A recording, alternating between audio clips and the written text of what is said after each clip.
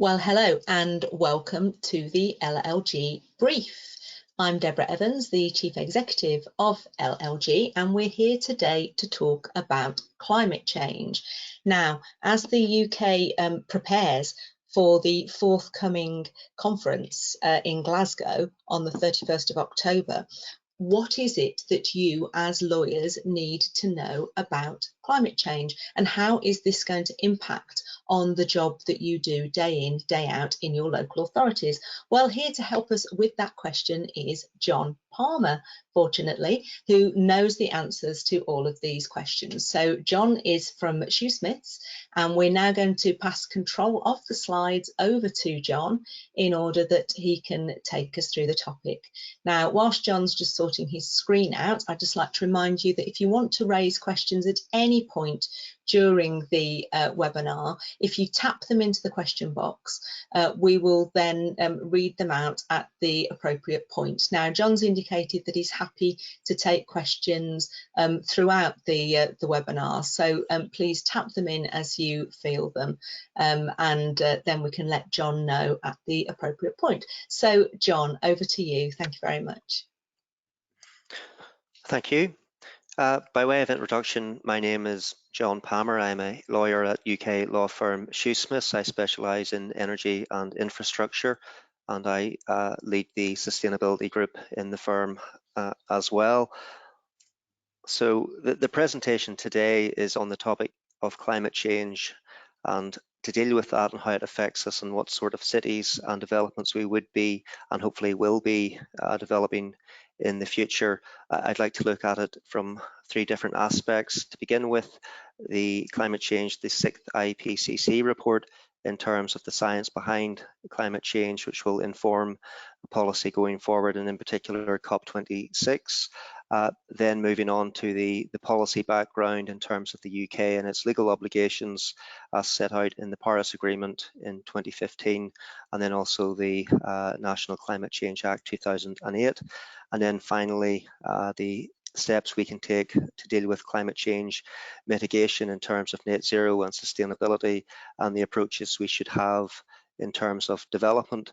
And from a lawyer's point of view, I think each of those three sections are integral to have a proper understanding of climate change as to how the science informs policy, the policy then that regulates what can be done and what should be done, and then lastly having the right mindset and approach to all the types of development that we will see that complies with that regulation and mitigates against climate change itself. So to begin with, I'm sure everyone has read and listened to the news in August when the 6th IPCC report was launched. It is three main summaries that are worth noting, and it's quite simple that firstly, climate change is now a fact of life. The Vice Chair of the group stated that it is now a statement of fact, whereas previously it would have used language along the lines of likely or likely to be. It is now saying it is a statement of fact. Secondly, it is a crisis. It is code red for humanity.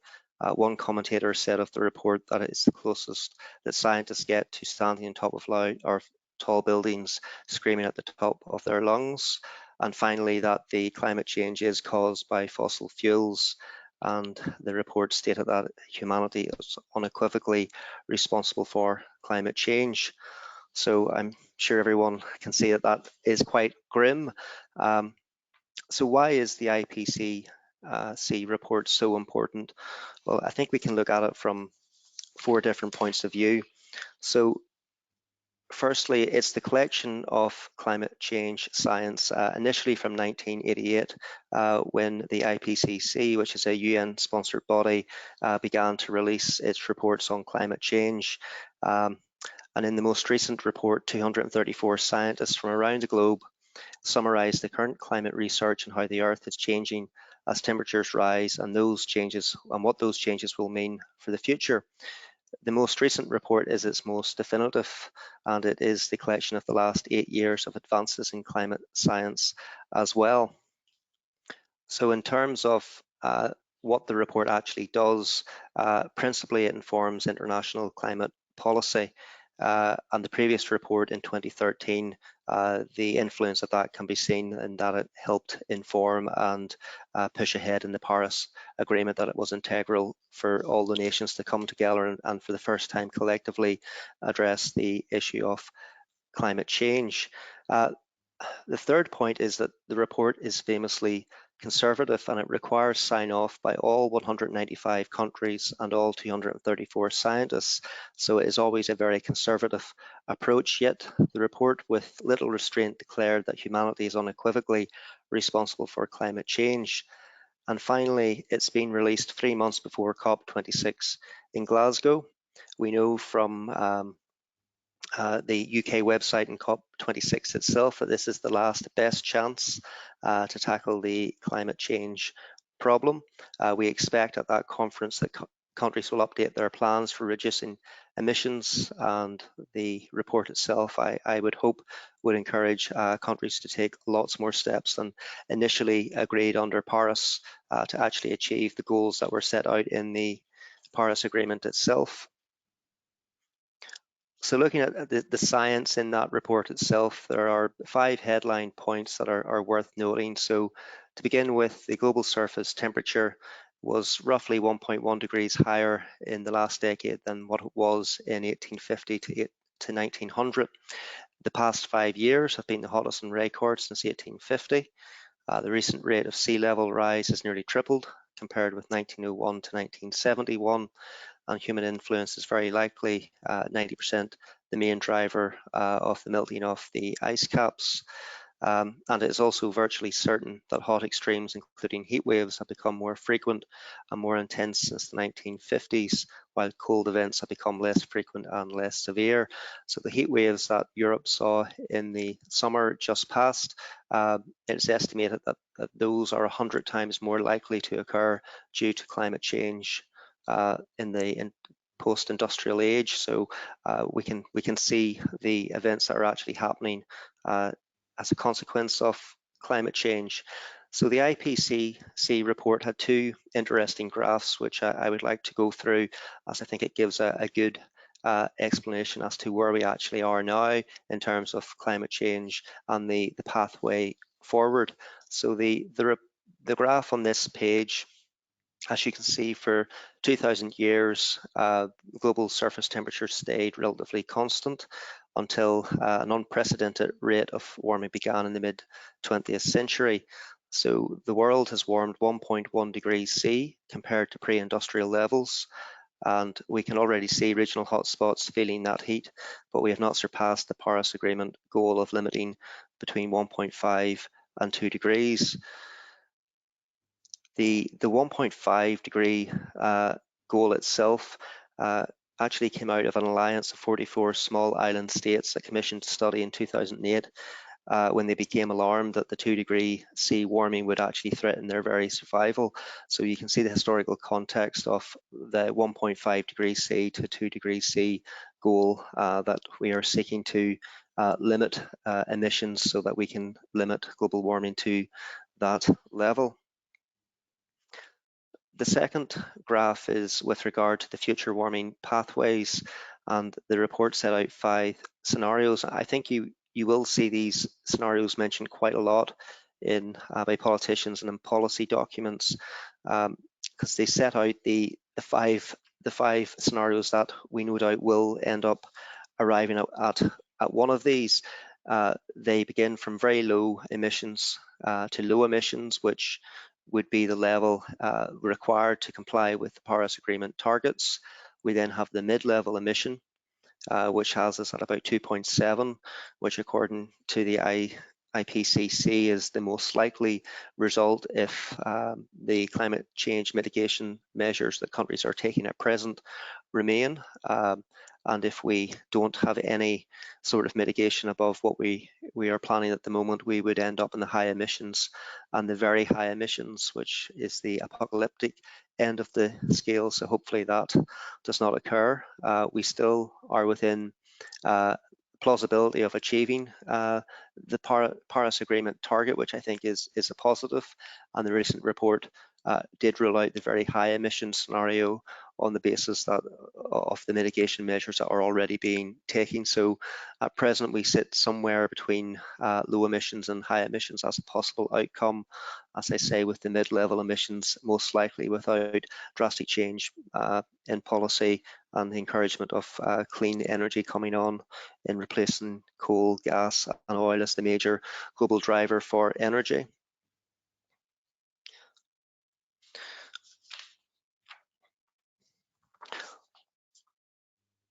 So that is the background to science. Hopefully I've explained that as best I can. I'm not sure if anyone has any questions at the moment on the basis of the IPCC report. I don't think I see any coming up on my screen, so unless anyone tells me otherwise, I'll move on to the Paris Agreement. So the Paris Agreement is the first time that the world has come together collectively to address climate change, and I think how important it is best summed up by Jim Young Kim, who was president for the World Bank Group in 2015. The world has come together to forge a deal that finally reflects the aspiration, the seriousness to preserve our planet for future generations. We called for strong ambition, for remarkable partnerships, for mobilisation of finance and for implementation of national climate plans. Paris delivered. Now the job becomes our shared responsibility, which I think is a very good synopsis of Paris, in that those collective agreements were made, but the responsibility still lies with individual nations to put their plans into action. So, considering what the Paris Agreement is, it's a legally binding international treaty on climate change. It was adopted by 196 parties at COP21 in Paris on the 12th of December 2015 and was then later ratified and brought into force on the 4th of November 2016. Its goal is to limit global warming to below 2 and preferably to 1.5 degrees C compared to pre-industrial levels. To achieve this long-term temperature goal, countries aim to reach global peaking of greenhouse gases emissions as soon as possible to achieve a climate neutral world by mid-century. So you can see where the 2050 date comes from and where the 1.5 and 2 degrees C target comes from with regard to global warming. The Paris Agreement is a landmark in that it is a multilateral climate change process, because for the first time a binding agreement brings all nations into a common cause to undertake ambitious efforts to combat climate change and adapt to its effects. So the agreement itself has 3 pillars, which are best considered as mitigation, resilience and financial. So pillar 1 is the action that requires to be taken to limit the increase in global temperatures to below 2 degrees C and achieve net zero by 2050. The second pillar is with regard to adaptation and resilience, as in that countries need to take action now to mitigate and deal with climate emergencies that they all experience. We've seen obviously the situation in Germany with flooding, in America in the Pacific Northwest with daily temperatures exceeding 50 degrees. So a pillar of that is actually taking measures to combat the climate change that we are experiencing. And the third pillar relates to the financing of acquiring these objectives, not for all countries, including those in developing nations. So with regard to how the Paris Agreement itself actually works, it works in a 5-year cycle of increasingly ambitious climate action carried out by countries. So by 2020, countries are required to submit their plans for climate action known as nationally determined contributions, or NDCs. In particular, as part of NDCs, countries communicate actions they will take to reduce greenhouse gas emissions in order to reach the goals of the Paris Agreement. Countries also communicate actions they will take to build resilience to adapt to the impacts of rising temperatures. Now, with regard to the UK's participation, on the 12th of December 2020, the UK communicated its NDC under the Paris Agreement to the United Nations Framework Convention on Climate Change. The NDC commits the UK to reducing economy-wide greenhouse gas emissions by at least 68% by 2030 compared to 1990 levels, and 100% then by 2050. As well as the NTC, the UK also published its Adaptation Communication and Biennial Finance Communication. So those three documents taken together, matching the three pillars of the Paris Agreement, complies the UK with its obligations in terms of agreeing to do things, which brings us on to the Climate Change Act 2008, to put the plans into action.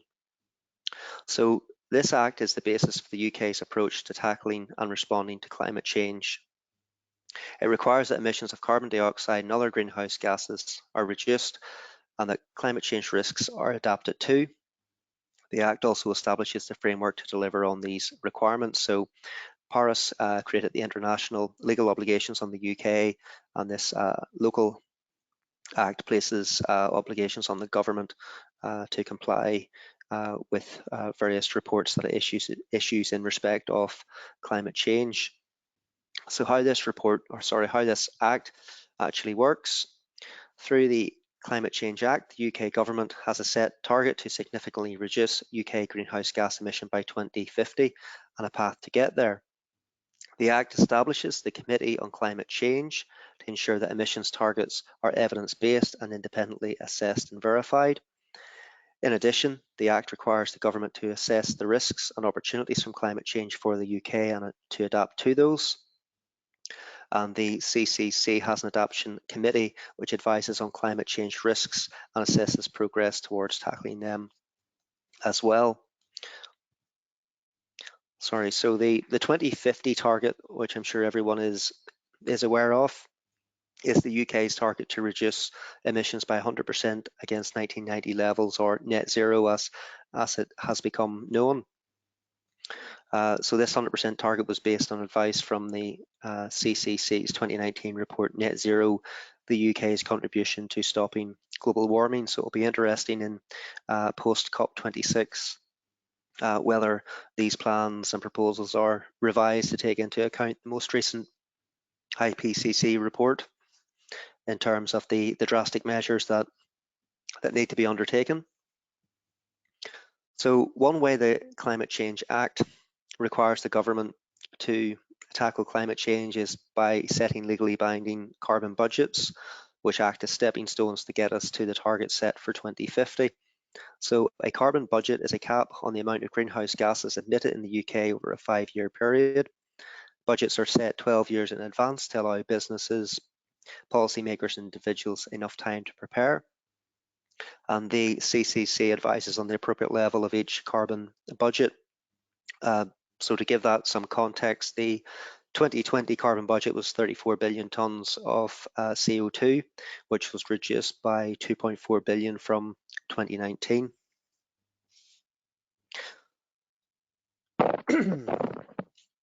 So in terms of the UK government and responsibility for climate change, the government has created a cabinet committee on climate change, which is chaired by the PM, which is supported by subcommittees to ensure that climate change decisions makes their way across governments, and all government departments include climate change in decision making and policy.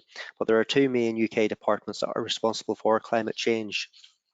Firstly, BES, Business, Energy and Industrial Strategy Department, which leads on policy for reducing emissions, so it is in charge and responsible for mitigation measures. And then DEFRA, Department for Environment and Rural Affairs, which leads on domestic adaptation policy.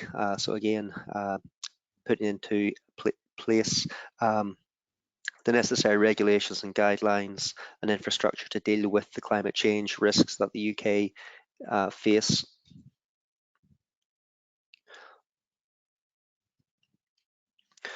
So that is the legislative and policy background in terms of climate change for the UK. So we can see the science set out in the most recent IPCC report that will inform and lead to new policy.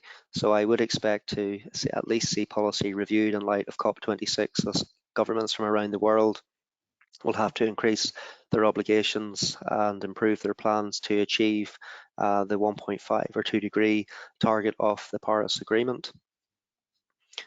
So moving on to the third and final section in discussing climate change mitigation itself and what we can do. To put it into some context, to achieve the 1.5 degrees C warming scenario of the Paris Agreement, we need to reduce global emissions by 6% each year, which is the equivalent to a COVID-type disruption event each year for the next couple of decades. So you can see why the changes that need to be made need to be drastic, and they need to happen immediately.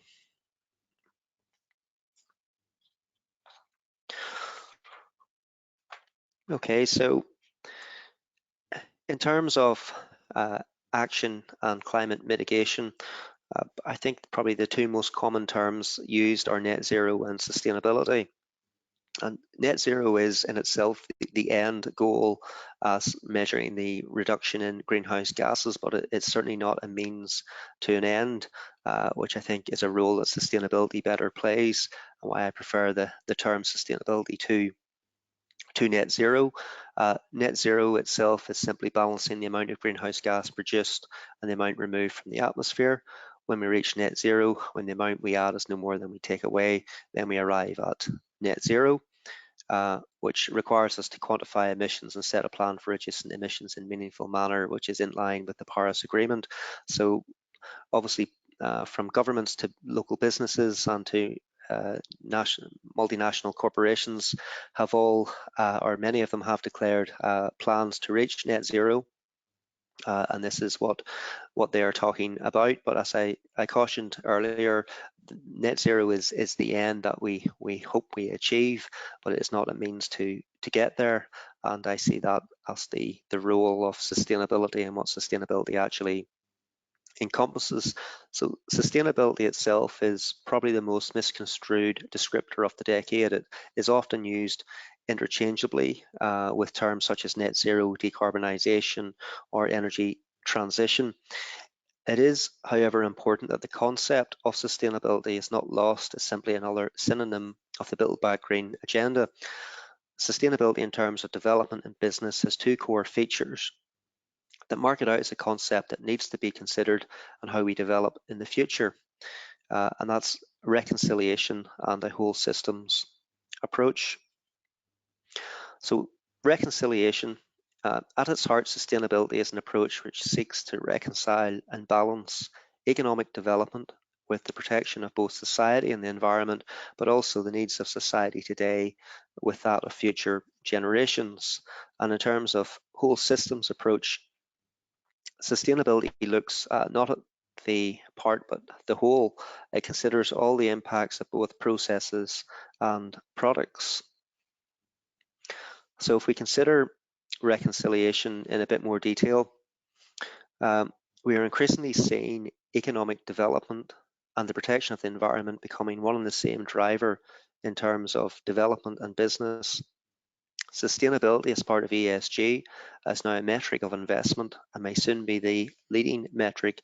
And if we consider investors acquiring developments or businesses, that business is sustainable is so high up the agenda now for those investors, because no company wishes to acquire a business that is a polluter or has a heavy carbon footprint, and certainly no one wants to acquire a business that is guilty of greenwashing, where they have green credentials, but on investigation that they still have a heavy carbon footprint, which I know one CEO of a leading world bank has described that as effectively being mis-selling. So those concerns are almost number one on the agenda above financial performance for many investors, and that in turn is forcing companies to be more sustainable in their outlook.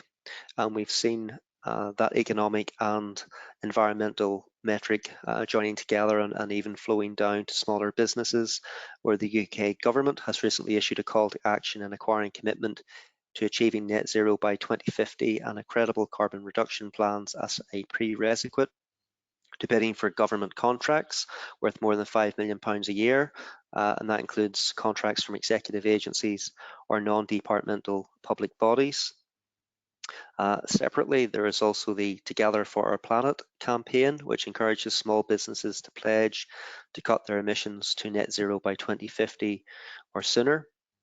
The whole emphasis of these policies being that small and medium-sized enterprises are not excluded from the challenges of sustainability, and even for their own economic survival, they need to remain carbon competitive if they are to preserve their place in supply chains which are headed by large multinational corporations who have their own self-imposed net zero targets, many of which are within the next few years and certainly not as far away as 2030 or 2050.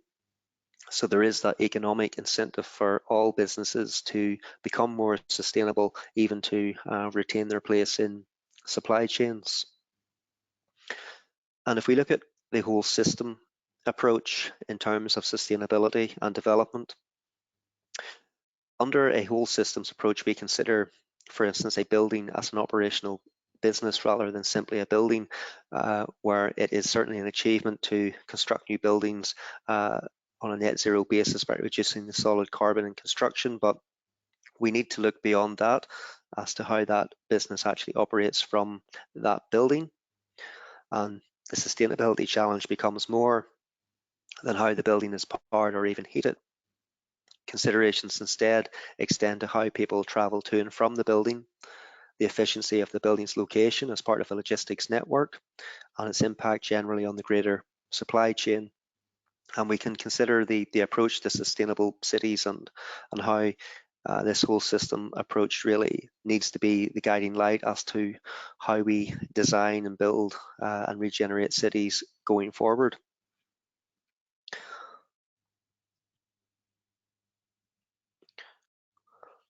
So I think when we consider sustainable cities and development, we need to do that from a more philosophical point of view of having a defined approach and a sustainable approach as to what we are actually trying to achieve. And I think as a point to be considered, that net zero itself is not a local initiative, it is a global initiative, and cities will find themselves competing globally for investment with large multinationals seeking setting the agenda with their own sustainability commitments. So cities will find themselves in a race to net zero to attract investment and jobs with other cities throughout the world. So we again can see the point of the reconciling the economic benefits and the environmental benefits effectively becoming the one and the same driver. And certainly in my practice, I have seen that post-pandemic as to be a number one on the agenda for all businesses, and the number of businesses which are diversifying into clean energy production to help other wings of their businesses become more sustainable is increasing at an excellent rate. So I think having an approach to development based on sustainability, I think, is becoming more and more common. So if we look at that approach to sustainable cities, I think it can be summed up in terms of two ways of thinking: innovation and collaboration. So if we consider a circular economy, which is to interrupt the current linear economy of unsustainable production, consumption, and waste generation by system innovation that designs out waste, increases resource efficiency, keeps materials in use, and by that we achieve a balance between the economy, environment, and society. So you can see that the two core principles of sustainability within a circular economy, where we can't look at any part of industry or sector, but we need to look at a city as a whole, or development as a whole, as to how best to make it sustainable. So that whole system approach obviously requires collaboration. For instance, if we look at a developer's role, that needs to be symbiotic with other stakeholders to enable greater decarbonisation of supply chains. If we're no longer simply looking at a development in isolation, we need to look at the supply chains that it interacts with. And through that, we can deliver sustainable cities rather than simply a sustainable development that may help an occupier or investor obtain their green credentials, but taking a look at the whole, again, it's not sustainable. So that collaborative approach is essential, and why climate mitigation through sustainable development can only be achieved through industry working with local and national government. And I think the mantra is very much not that everyone needs to play their part, but everyone needs to play together. And if we look at the true measure of sustainability of a business being and how it interacts and impacts a supply chain, I think the challenge needs to be taken up by large corporates who head those supply chains and helping smaller businesses within the supply chain. And I think when we look at it from that angle, we need to look at future developments and how those can provide solutions, perhaps under more of a green print, as to what we want to achieve, and use that as the specification for design, as opposed to retrofitting or shoehorn a part solution in after the event. So if we're looking at some of those solutions that we can set out as part of a green print, I would look at sector coupling and on-site generation. So through a decentralized or an off-grid heat and power network, through the use of either integrated renewables, be it solar panels on buildings, or standalone renewable energy infrastructure, which may be an adjacent turbine or solar farm, can provide on-site solutions for generation of power. If that can be delivered in terms of business parks or estates, we can then look at potentially matching different tenants from different sectors together who have perhaps divergent power demands. So a tenant with a high daytime demand matched with a tenant who's a high nighttime demand, and what that results in is a kind of a circular economy where the electricity demand is kept balanced because it's not all being used at the one time, but those tenants have been matched to de-stress any on-site generation and reduce the power demand throughout the day as it is spread over a 24-hour period. The added advantage of having an on-site generation also extends to transport, where it can be used for electric vehicle charging or hydrogen refueling stacks for return to base transport. So you can see how designing an industrial estate, a business park, etc., can actually work better having a sustainable view in mind, whereby we can have an on-site generation that not only works because the tenants have been matched and different sectors have been coupled together that would not normally be located in the same place, and we also have potential for decarbonising transport through that on-site generation as well. Secondly, looking at supply chain, whether it's possible also to couple various entities within that supply chain. Large corporates can generally decarbonise quite easily because they have lots of money in which to invest in state-of-the-art business parks or industrial estates with decentralised systems and other means to decarbonise, whereas smaller businesses simply just do not have the financial might to do it. But again, that large multinational cannot claim to be a sustainable business or net zero if no one else in its supply chain is. So I think we are seeing those large multinationals looking down their supply chain and seeing what help they can actually give to those members.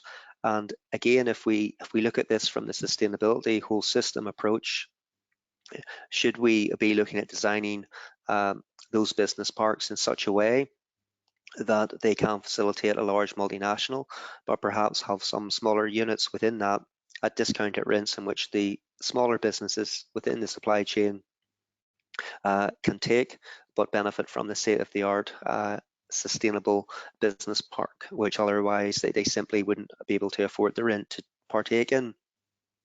In that way, the developer makes his projects more inviting and a better incentive to the anchor tenant, but also achieves the decarbonisation of smaller businesses which otherwise would be unable to do so. So in terms of innovation, I think it's important that we do see a change in policy, and hopefully we will see that following COP26, where we need to be more aggressive in encouraging developers in creating more sustainable offerings, and that may be more lateral thinking in terms of both sector and supply chain coupling, and looking at helping smaller businesses as well. I guess there's certainly an element of leveling up to that approach as well. Excuse me. But some of the examples internationally we can look at as well. The United States have recently introduced an opportunity zone to encourage green initiatives through tax deferrals, tax forgiveness, and partial reduction in capital gains tax. Do we need to see cities declaring net zero areas to encourage investment in green schemes that answer some of the problems of decarbonising supply chains and decarbonising full processes as opposed to individual parts? Certainly, we've seen great advancements by many councils in terms of decarbonised public transport, so hopefully the trend is going that way. Another example as to what can be achieved through innovation and collaboration is in the Swedish city of Malmö, which formed a number of eco-districts and is considered one of the most sustainable cities in the world. The first eco-district was developed in the context of ambitious citywide sustainability plans with the goal of becoming climate neutral by 2020 and to run entirely on renewable energy by 2030.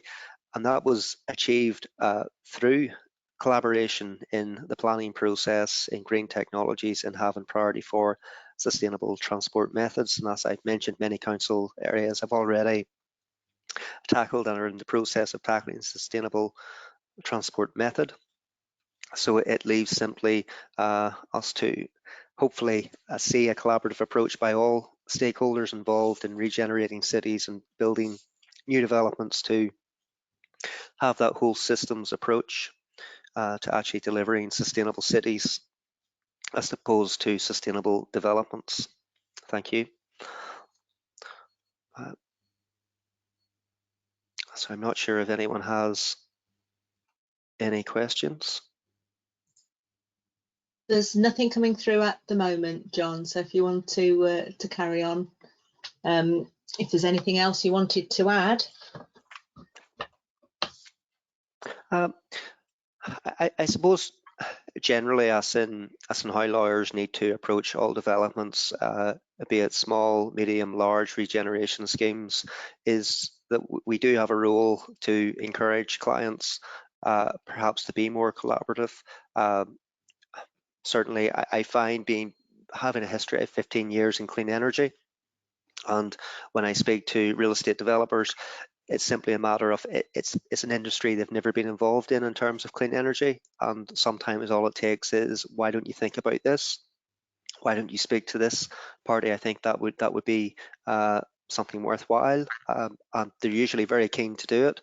And I think certainly lawyers as connectors of people have a massive role to play in delivering sustainable development across the UK for sure.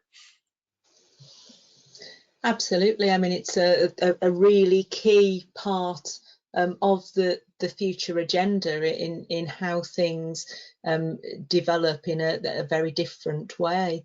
So this is the sort of thing that lawyers are going to have to think about almost with every decision they make now moving forward. And every contract they're looking at, and every discussion at the council, it's got to be factoring into those discussions, hasn't it? Yeah, I think I suppose one of the main points of the recent UN report was the accountability of everyone, from local authorities to those in professional services. No one can escape any accountability, and everything we do needs to be viewed through the prism of climate change. As I mentioned in the presentation, even from an economic point of view, that many businesses are realizing that they need to be sustainable, because otherwise no one will buy their product, or no one will rent buildings or units from them. You know, it's becoming an economic imperative for many businesses, over and aside the moral aspect of it. So I think on the basis of that, it is the right thing to do to mitigate against climate change, and that it's an economic imperative for companies. Anything we do as lawyers climate change has to be taken into account as to how it affects contracts, what the culpability for a client is in entering into a contract with someone who may not be a sustainable business also. And as I say, there is no, there's very few people qualified in sustainability at the moment. There are no advisors en masse that those people are going to, and there's certainly a huge gap in the market that people need to be discussing sustainability, and generally we find they're not, but once you actually speak to them about it, it's something they're very keen to talk about. So again, I think that there's a massive role for us as advisors to be flagging it with clients and simply perhaps even pointing them in the right way of other people to speak with. Well, I think that's a really important point, because there is no big hub of people to go to, and certainly within local authorities in a legal context, we're really keen to start encouraging lawyers to engage with the agenda and start talking to other local authorities, so that you get sharing of ideas and best practice, so that everybody doesn't have to reinvent the wheel. So we're hoping to do a series of climate change webinars with a view to sort of building an informed audience that then can play a part in that debate.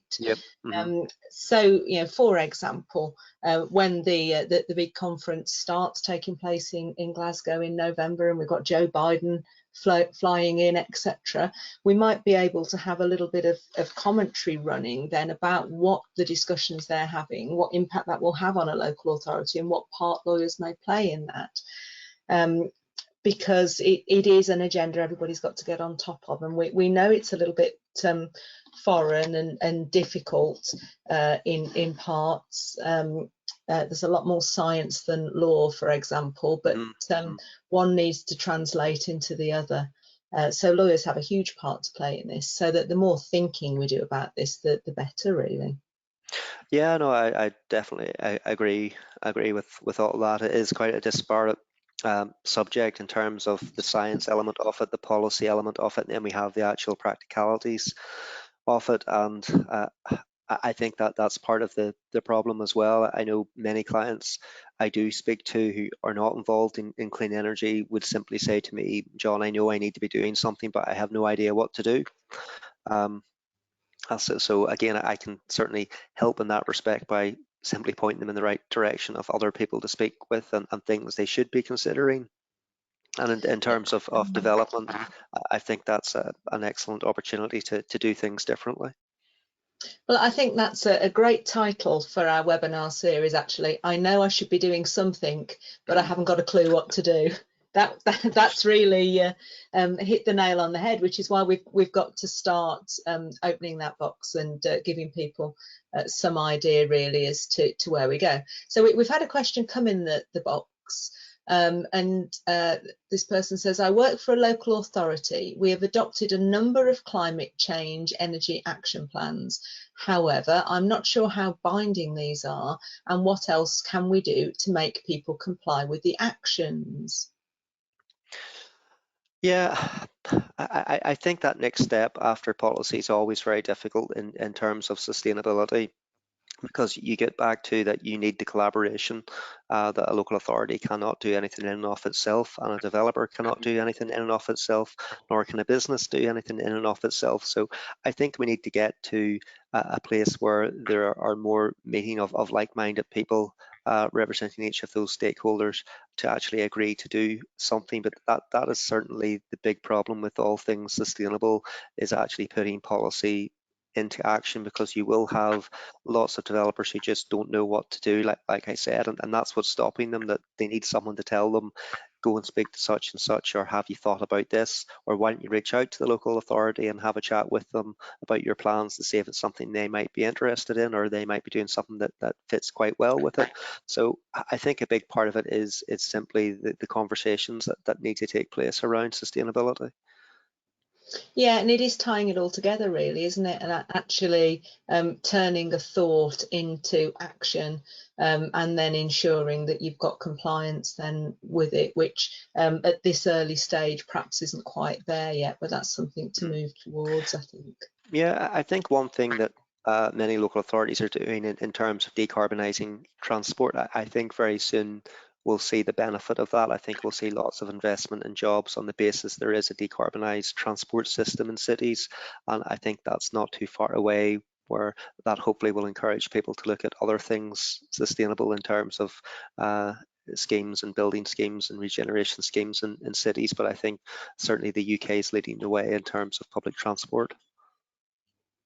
Absolutely, and our hope is to pick sort of almost each of these individual topics and then do another climate change webinar on this over the next few months, so that you can all start acquainting yourselves with the options that are out there and learn from case studies from other cities and see whether that's something that you can assist in rolling out from a legal perspective within your own local authority. So if you haven't looked, for example, at a decarbonised transport system, I'm pretty sure it will be coming your way to have a think about that and to see what that looks like over the next year or so, because as you say, John, all local authorities are going to have to be moving in this direction.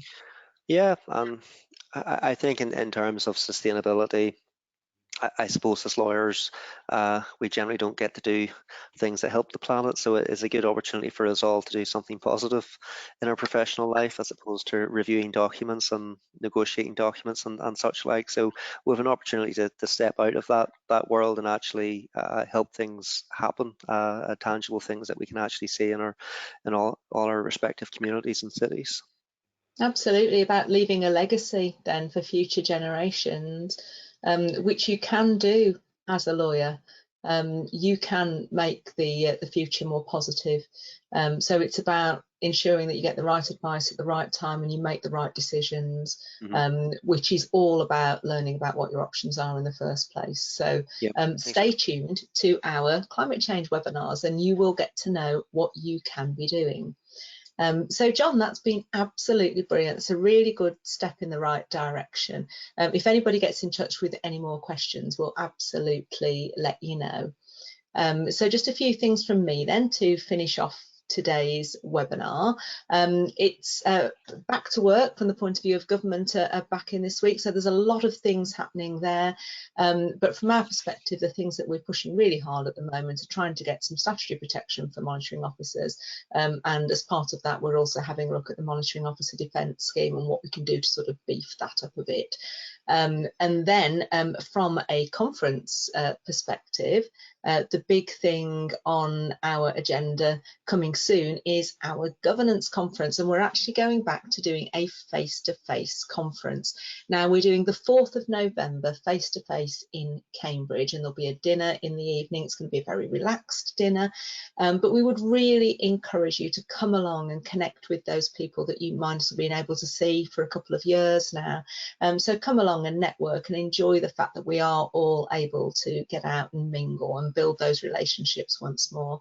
And then we're having day 2 just over a week later on the 12th of November online. So we've got 1 day in person, 1 day online. So please join us for the governance conference, which just leaves me then to say thank you very, very much for joining us today, all of you that have dialed in, and thank you, John, for presenting. Thank you and goodbye.